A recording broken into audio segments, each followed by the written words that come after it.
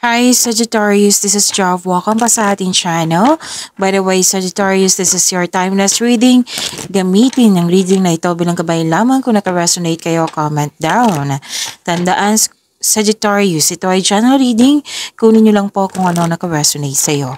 This is for you, Sagittarius.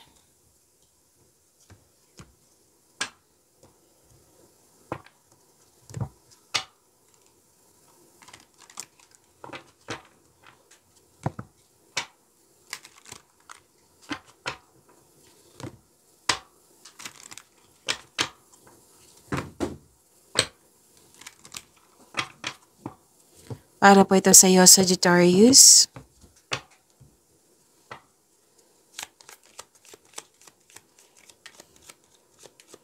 Maraming salamat po sa inyong patuloy na suporta, sa mga nag-donate, sa mga hindi nag-skip ng ads, maraming salamat po. Sa mga hindi pa nag-subscribe, subscribe na po kayo at click bell notification para malaman nyo na may bago tayong video. Para sa mga gusto mo pa-reading po, comment po kayo ng personal reading. Again, comment kayo ng personal reading and check my reply sa comment section.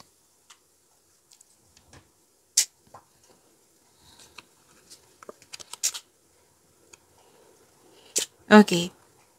Nakita ko dito na nahihirapan or nabibigatan kayo sa sitwasyon, bagay ba or tao. Pwedeng sa paggawa ng desisyon. Kasi may nakita ko ditong guilt and sacrifice. So kung hindi kaya, seek help. Okay? And prosperity is yours. Nakikita ko rin dito na may nag-uusap tungkol sa property. May nakita rin ako dito na may nag-uusap sa domestic matters.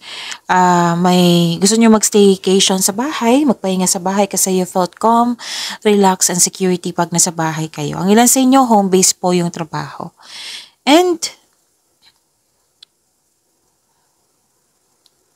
okay, pwedeng nag-research kayo sa internet, sa libro, sa document. Pwedeng self-study ito. Para may makuha kayong learnings and clarity. Pwede din usapin tungkol sa teacher, student, or education. At may malalaman kayong sekreto.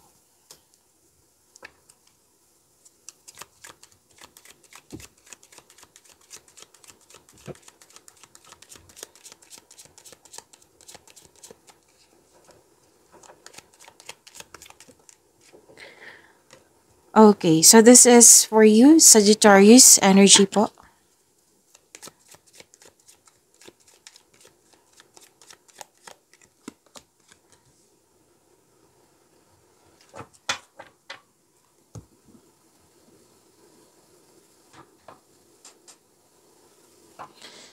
Okay, para sa mga bago dito, kung may napansin kayo na repeating message, like for example, nanood kayo sa inyong monthly, weekly, daily, at dito din, at may napansin kayo na repeating message, yan po yung pinupush ng card sa inyo na kailangan yung bigyan ng atensyon, solusyon at aksyon kung maaari po. So na yung energy ni Sagittarius.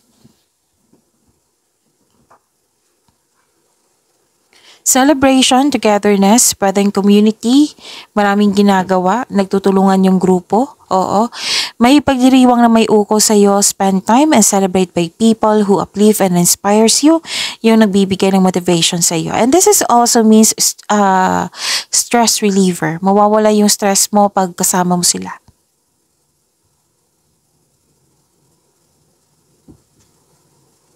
So yun po ha, date, group date, may celebration. Okay? May magaganap na groupings or collaboration at yung grupo ng tao ay very supportive sa iyo. Pwede din may mangyayaring outing.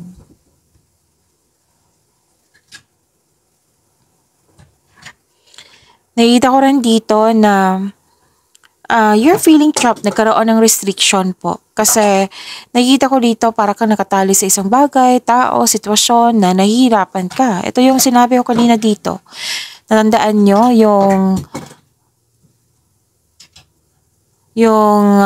anong tawag dito, nabibigatan, nahihirapan, oo. Sabi ng card dito ay kayo lang po makakawala dyan kung may willingness. Okay?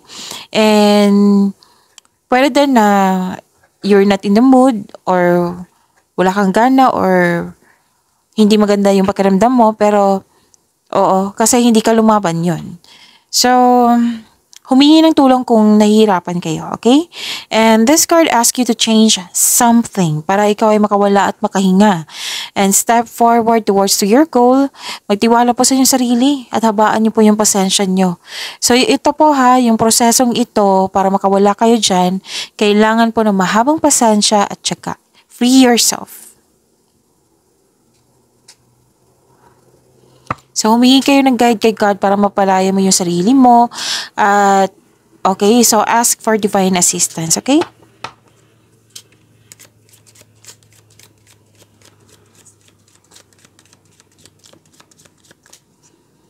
Career and money ni Sagittarius. So, kunin ko na. 3 po yung lumabas. Gusto nilang ipaalam sa iyo yung mga mensahe. Kunin ko na ha. So, hindi po ako nagre-read ng reverse cards. Okay. So, this is about your career and money, Sagittarius.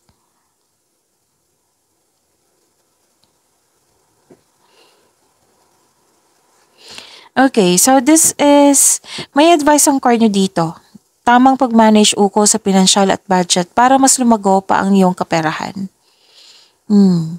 Pwede nagdadalawang isip ka sa paggawa ng desisyon, which is sinabi dito.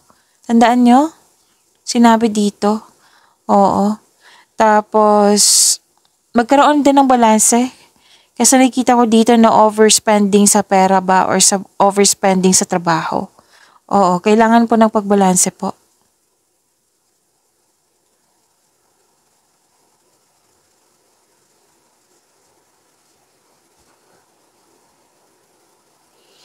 Nakikita ko dito na may parating na job opportunity or business partnership, kasosyo po, or di kaya ay magbigay ng puhunan sa iyo or support.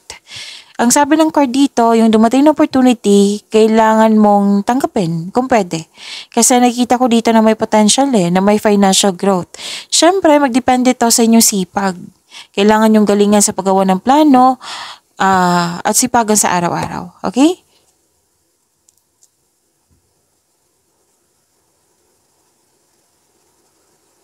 Okay, so ano pa?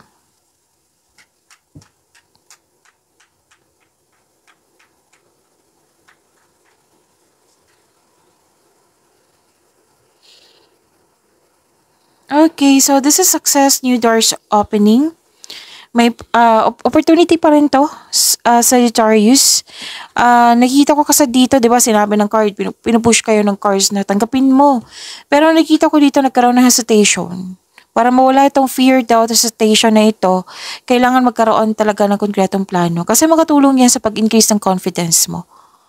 Oo. So, another card na naman nagsabi dito, itong opportunity na ito ay magbibigay sa iyo ng kaunlaran. So, wag alinlangan kung pwede po. Okay? So, may success, may new doors opening. Claim nyo po.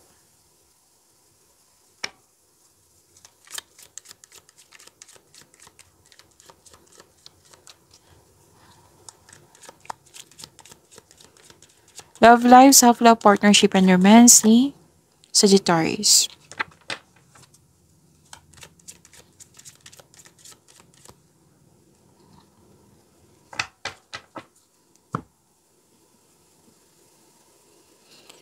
Okay, nakikita ko dito, pwedeng may long distance relationship, may travel, at may ilan sa inyo kakapasok lang ng relasyon. Ang ilan sa inyo may travel for a romantic trip. Oo, may ambisyon na gustong gawin. Yan.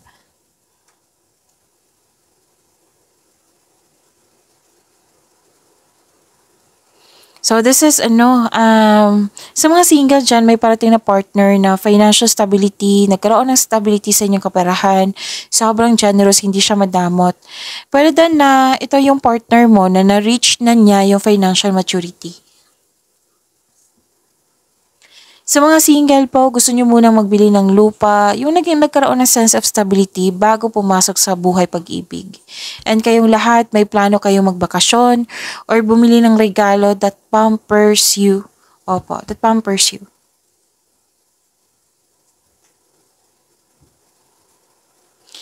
Nakikita ko rin dito, Sagittarius, na Okay, wala naman ako nakikita ditong problema. Masaya kayo, stable, stable. Dalawang card mismo nagsabi niyan, stable. So yun po, pagyamanin niyo po yung blessings sa binigay sa inyo. Sagittarius, see you tomorrow. Maraming salamat po.